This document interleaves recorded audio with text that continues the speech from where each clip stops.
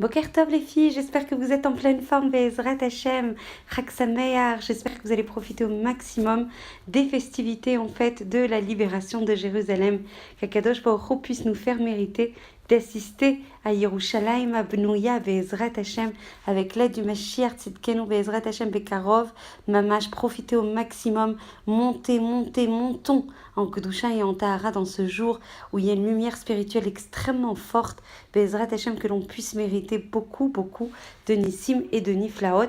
C'est pas pour rien en plus que ça arrive vraiment veille de Rosh Chodesh Sivan, Be'ezrat Hashem, que l'on puisse avoir le mérite d'avoir de grandes Yeshuot, Be'ezrat Hashem. Alors on va parler de l'autocritique, on parlait du Cheshbon Nefesh, Be'ezrat Hashem hier, et on continue. Rabbeinu Yonah de Gérondi esquisse dans son essai Darkei Hatshuva un agenda détaillé de l'autocritique quotidienne. Ça va venir répondre à pas mal de questions que j'ai eues hier sur comment on s'organise et comment on décline cette opération en fait de Cheshbon Nefesh et d'autocritique qui doit se faire, comme on l'a dit hier, le matin, le soir. Il faut analyser tout ce que l'on fait à partir du moment où l'on se réveille le matin.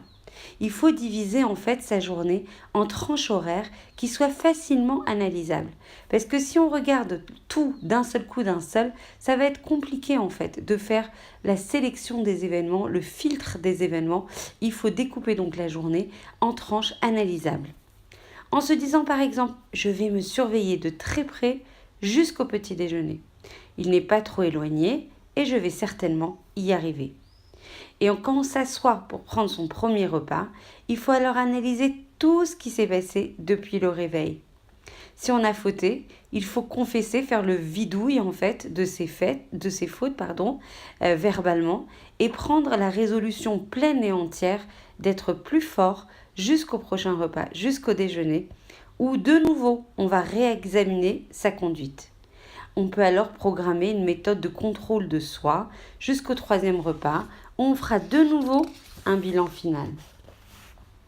Et le Ra'avad écrit que le moment du repas est un cadre extrêmement approprié pour la pénitence et pour l'autodiscipline.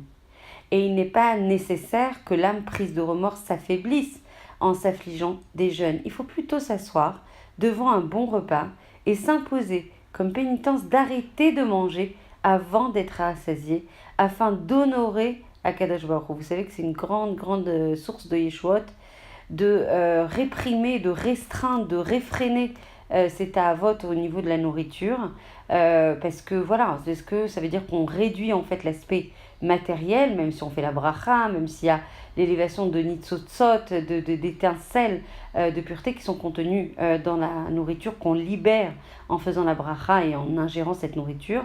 Malgré tout, en fait, c'est une source de grande yeshuat de se réfréner avant d'arriver à satiété. Ça aide pour le régime pendant l'été.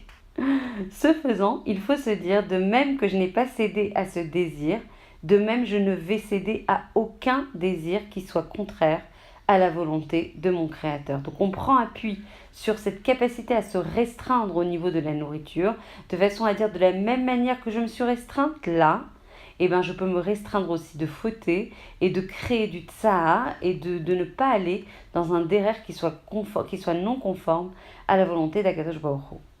Et ce genre d'abstinence lui rappellera plus efficacement son amour de Dieu que le fait de jeûner fût-ce un jour entier par semaine.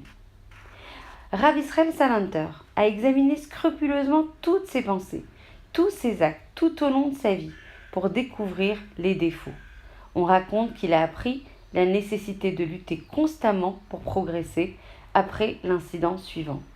Et Rav Israël était rentré par hasard un soir dans la demeure d'un cordonnier, et celui-ci travaillait à la lueur vacillante d'une bougie qui menaçait de s'éteindre à tout moment. « Mais pourquoi tu travailles encore » demanda Rav Israël. « Il est tard, et la chandelle va bientôt s'éteindre. »« C'est vrai, répondit le cordonnier, mais aussi longtemps que la chandelle brûle, il est toujours possible de travailler et de réparer. » Vous imaginez le machal et le nimshal, il est extrêmement lisible. Rav Israël fut profondément impressionné par ces paroles. Il réfléchit constamment au dévouement de ce cordonnier et se dit « S'il a tant besoin de travailler pour assurer sa subsistance matérielle, à plus forte raison en ce qui me concerne, ne dois-je jamais cesser mes efforts spirituels tant que mon âme vacille en moi. Et pendant les jours qui suivirent, on put entendre Rav Israël arpenter sa chambre en fredonnant doucement. Tant que la chandelle brûle, il est toujours possible de travailler et de réparer. Rav Israël se trouvait un jour avec ses élèves lorsqu'un notable de la ville vint lui poser une question. Au début de la conversation, Rav Israël poussa un profond soupir. La conversation continua et le notable repartit rapidement. Les étudiants lui demandèrent ensuite pourquoi il avait soupiré. Au moment où cet homme éminent est apparu devant moi, répondit-il, j'ai remarqué que l'ourlet de mon habit était déchiré et j'en ai éprouvé beaucoup d'embarras. Puis je me suis dit, si je me sens gêné devant un être humain à cause d'une petite déchirure de mes vêtements, imagine la profonde honte et amère honte dans le monde à venir de celui qui n'a pas réparé à temps les défauts de son âme.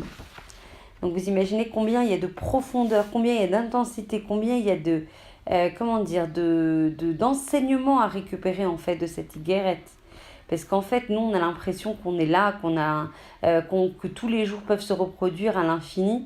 Mais en fait, on doit réparer en continu en fait et réparer tout ce qu'on a fait, que ce soit dans les Gilgulim, donc dans les processus de réincarnation avant, et la vie en fait qu'on a eue ici-bas. Et qu'on a ici-bas. Et on continue. Et tu vivras chaque journée dans le repentir. Donc ça rejoint et ça offre une belle transition par rapport à ce qu'on énonçait tout à l'heure. C'est-à-dire qu'en fait, chaque seconde qui nous est proposée est une opportunité pour réparer, pour faire tchouva, pour grandir, pour progresser, pour se rapprocher et revenir vers Akadosh Baruch Hu. Les paroles du Ramban sont tirées du Talmud Shabbat. Rabbi Eliezer disait « Shuv yom echad lifnei mitatecha » « Repens-toi la veille de ta mort. » Et ses disciples lui demandèrent « L'homme connaît-il le jour de sa mort ?» Eh bien justement, comme on ne connaît pas le jour de la mort, alors du coup, raison de plus pour se repentir dès aujourd'hui, et ce, à chaque instant. Car il mourra peut-être demain, et sa vie entière sera ainsi pétrie de repentir. C'est quoi le repentir ? Le repentir se dit en hébreu tchouva, ça veut dire retour. Lorsque l'homme examine ses actes et les perfectionne, il va se rapprocher de son Créateur et ce processus de renouveau spirituel est d'autant plus efficace qu'il est perpétuel, écrit le Ramban. Et tous les Juifs s'efforcent donc d'être toujours particulièrement à l'écoute de la présence de leur Créateur pendant le mois d'Elul et les 10 jours de pénitence. Il n'y a pas en réalité de saison pour le repentir. Et Rav Israël Salanter avait coutume de dire « Les gens se repentent généralement pendant les 10 jours de pénitence entre Rosh Hashanah et Yom Kippour. Les plus pieux commencent à se repentir pendant le mois d'Elul. Mais je dis que le repentir devrait commencer juste après la Neila. Mais imaginez à quel point c'est beau, à quel point les opportunités nous sont offertes justement. Vous imaginez, juste après qu'on ait expié toutes nos fautes après la Neila, il faudrait recommencer en fait à expier nos fautes de nouveau et être toujours dans ce ta'alir de tchouva. Et Rav Israël était d'ailleurs exemplaire dans ce domaine. S'il lui arrivait parfois de manquer de concentration pendant ses prières quotidiennes, il élaborait des stratégies pour réparer sa faute. Il tenait un registre de tous ses actes, même des plus insignifiants. Il regretta ainsi pendant 15 ans d'avoir un jour négligé de rechercher le chametz dans le tonneau où il stockait son sel. Et je conclus par rapport à cette citation de Rabbeinu Yora de Gérondi qui a écrit un texte classique sur le repentir dans Shaharei Tchouva. Et il commence son ouvrage en citant, je ne sais pas si vous l'avez lu d'ailleurs, je vous le conseille fortement, c'est un socle, un pilier en fait des livres de Moussar sur la Tchouva. Je le recommande en fait de manière extrêmement investie, Bezrat Hashem. Il commença son ouvrage en citant la parabole de l'homme qui manquait à l'occasion de la Tchouva. Nos sages de mémoire bénie comparaient dans le Midrash, dans Kohelet, sa situation à celle en fait d'une bande de voleurs. Ils étaient capturés, emprisonnés par le roi, et ils s'unirent pour creuser un tunnel. Mais tous s'évadèrent du donjon sauf un, qui redoutait le chemin inconnu qui s'étendait devant lui. Et quand le gardien de prison découvrit la brèche et aperçut celui qui était resté en arrière, il se mit à le frapper de son bâton en criant « Misérable, ne vois-tu pas cette brèche ouverte devant toi? Pourquoi n'as-tu pas saisi l'occasion de te sauver également?